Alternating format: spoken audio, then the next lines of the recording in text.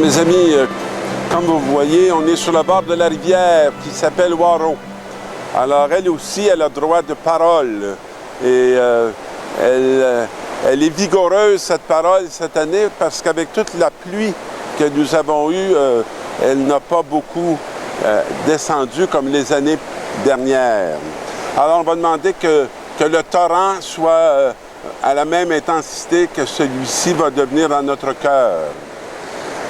Alors, c'est notre ami qui, pendant la nuit, j'aime bien ça, de voir des frères qui ont aussi des nuits actives. Le Seigneur apparut en songe à Salomon. Puis, il lui offre de lui donner ce qu'il veut. Alors, je ne sais pas qu'est-ce qu'on répondrait à cette demande si le Seigneur nous disait « Demande-moi ce que tu veux, puis je vais te le donner. » Alors, notre ami Salomon lui dit « Tu m'as fait roi à la place de mon père, David, et ton peuple est rendu très nombreux. Puis moi qui n'étais même pas capable de me conduire moi-même, je suis rendu maintenant à la tête et je conduis tout un peuple. » Alors, il dit, la demande qu'il va faire à Dieu finalement, c'est « Puisque tu m'as demandé de t'exprimer ce que je voulais », il va lui demander la sagesse pour être capable de donner la bonne direction à son peuple. Alors, il ne lui demande pas plus d'argent, il ne lui demande pas plus de pouvoir ou plus de... Il lui demande le discernement. L'art d'être attentif et de gouverner.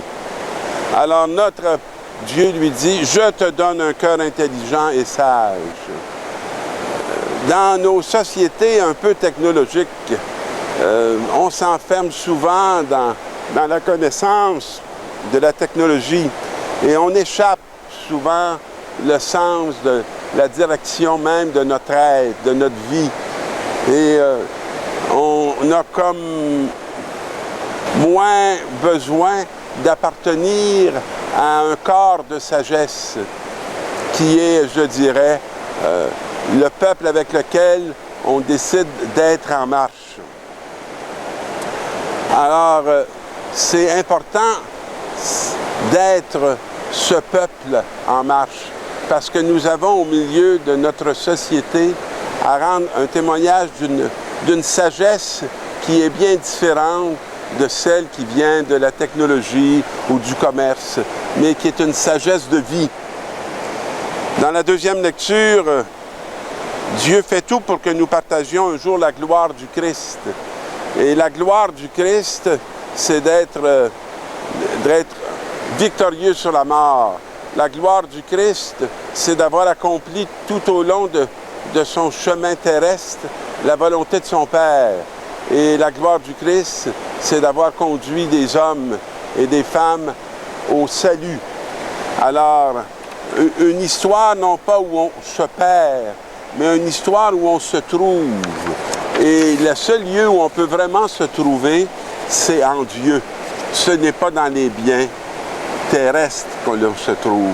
On peut facilement s'y perdre. Mais de se trouver en Dieu, c'est de trouver le chemin de l'alliance, le chemin de la fécondité, le chemin où on va être capable de participer à l'établissement de la paix, de la justice, de la joie. Nous avons dans l'Évangile une proposition de parabole, comme on va en avoir là, ces jours-ci, ces semaines-ci. Le royaume des cieux est comparable à un trésor caché dans un champ.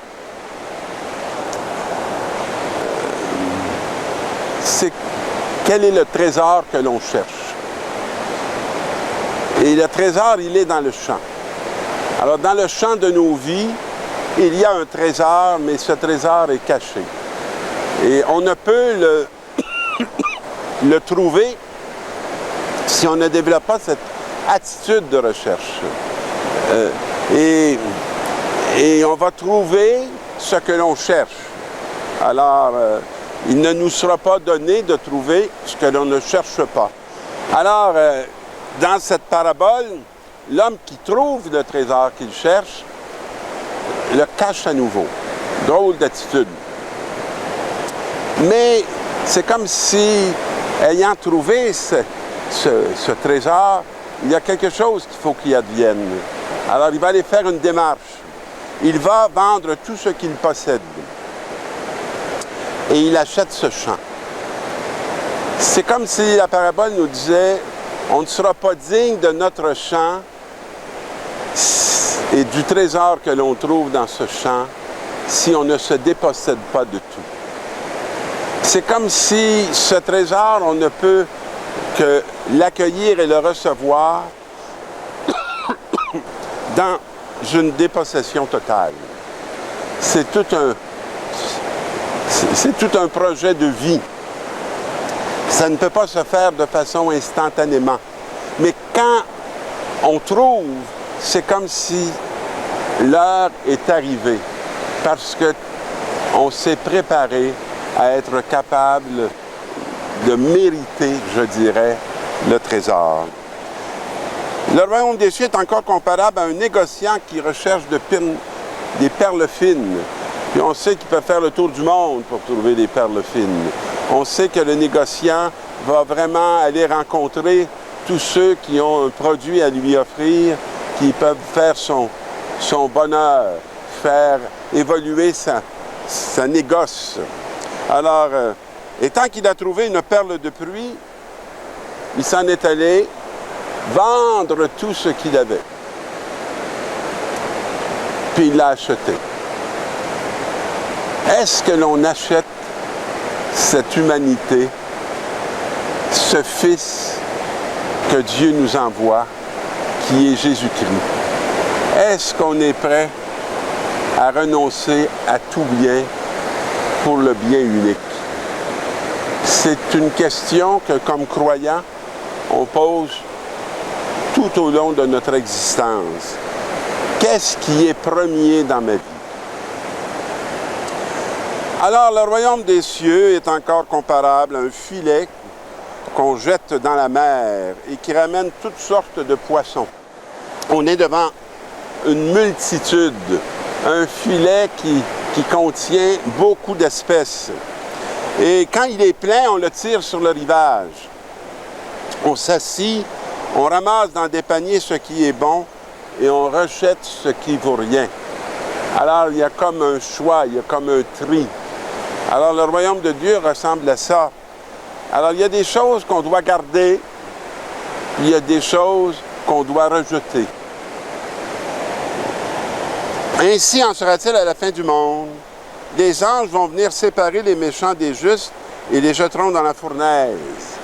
Il y aura des pleurs et des grincements de dents. Est-ce que vous avez compris? Les enseignements de Jésus sont toujours et se font toujours à partir de réalités très proches du quotidien, très proches de ce que chaque jour les gens vont expérimenter, vont vivre. Ça ne fait jamais beaucoup partie de grandes abstractions dans lesquelles on se perd plus qu'on se trouve. Alors là, il dit à partir de ces exemples très concrets, avez-vous compris? Oui, lui répondent-ils. Alors Jésus ajoute ceci. C'est ce qui va arriver à un scribe qui va devenir disciple. Alors, qu'est-ce qu'il va faire? Il va tirer de son filet tout ce qui appartient au neuf et à l'ancien. Et dans ce discernement, il pourra faire le neuf parce qu'il aura pris la distance qu'il faut pour ne pas demeurer enfermé dans l'ancien, mais que l'ancien devienne au service de la vie nouvelle à laquelle il est appelé.